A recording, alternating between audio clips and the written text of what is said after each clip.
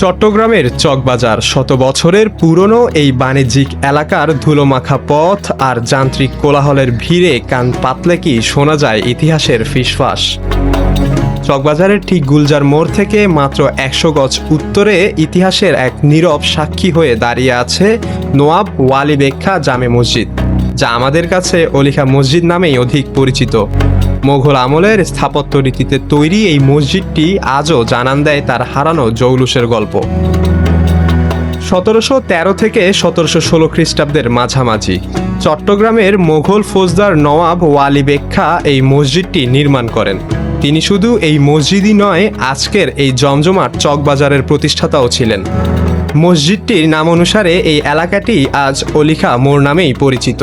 প্রায় ৩১০ বছর ধরে এই মসজিদটি মোঘল আভিজাত্য বুকে নিয়ে দাঁড়িয়ে আছে আজও।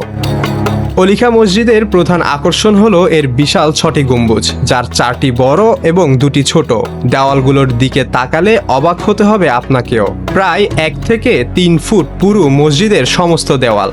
মাত্র ৬ থেকে ৭ শতক জায়গার উপর দাঁড়িয়ে আছে অলিখা মসজিদটি, যদিও এর জন্য নির্ধারিত জায়গা প্রায় ১৮ শতক।